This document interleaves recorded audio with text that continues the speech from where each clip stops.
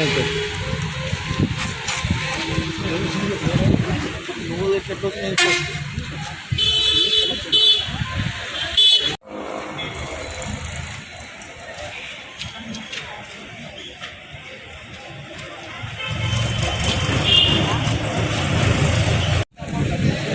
ఊరు మీది? మా ఊరు అరికేరు సార్. ఎందుకు వచ్చినారు మీరు ఇక్కడికి? ఇక్కడ నా కొడుకుని నా కోడి ఇట్లా ఇంటికి తీసుకొని ఇట్లా రాత్రి 9 నుంచి 10 గంటల వరకు నా కొడుకుని వాడింట్లోనే కూర్చోబెట్టుకొని మాట్లాడి గలాటి తీసుకొని చేసి వాక్యం చేసుకొని చేసి నా కొడుకుని చంపి మరి మాకు తెలియకున్నట్ల తీసుకొచ్చేసి మరి మాకు ఫోన్ చేయకున్నట్ల ఆలులోకి వచ్చినాక మా పిల్లలు ఇద్దరు వచ్చింటే మా పిల్లలతో కూడా మీ కూడా ఫోన్ చేయండి మేము ఇంటికి పోతామని అప్పుడు అట్లా చెప్పి అక్కడ ఉంటే మా పిల్లలు మాకు ఫోన్ చేసింటే పొద్దున్న మనం పోయినాం సార్ ఉపాసులు పెట్టినారని మాకు కప్పాడు పెట్టినారు. నా పిల్లల్ని అక్కడే వాళ్ళ ఇంటి దగ్గరే చంపేసినారు సార్. మాకు ఎవరు న్యాయం చేయలేదు. మన ఎట్లా మనకు నా భార్య నా కొడుకు సన్న కొడుకు మా చెల్లెలు మేము ఎట్లా పడతారు లెక్కలేదా మాకు న్యాయం ఎవరు చేయలేదు సార్. మీరు న్యాయం చేయాలని మేము కోరుకుంటున్నాం సార్. ఎవరు చంపినారు సార్ అంటే నా కాళ్ళు వాళ్ళ అక్క చెల్లెలు ఇద్దరు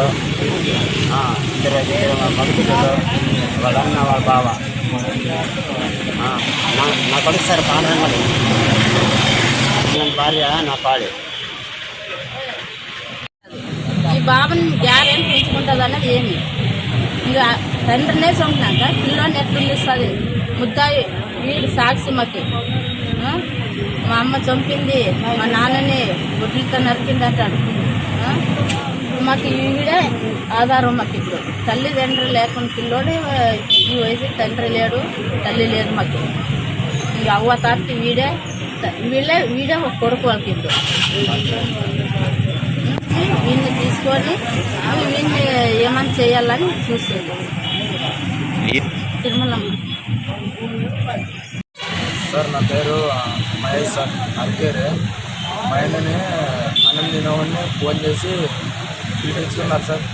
పిలిపించుకుంటే అదే ఇంట్లోకి పిలిపించుకొని ఇలా ఫోన్ చేసినాక మరి ఇంట్లోకి పోయింటే వాకిలికి పోయే తలక లోపల పోయి మరి నమ్మించినారు సార్. కూర్చుందాన్ని బొట్టుని తీసుకొని నరికినారు సార్. వెనక నరికింటే మరి ఇక్కి బయటికి పడేసినారు సార్. మరి మా ఊళ్ళో ఊరు చెప్పుకున్నట్ల ఆటోలో వేసుకపోయినా కూడా మరి వాళ్ళ ఇంట్లో నుంచి కాదు సార్ ఫోన్ వచ్చింది. వేరే వాళ్ళు చేసి చెప్పున్నారు సార్. మాకు అంతవరకు తెలియదు.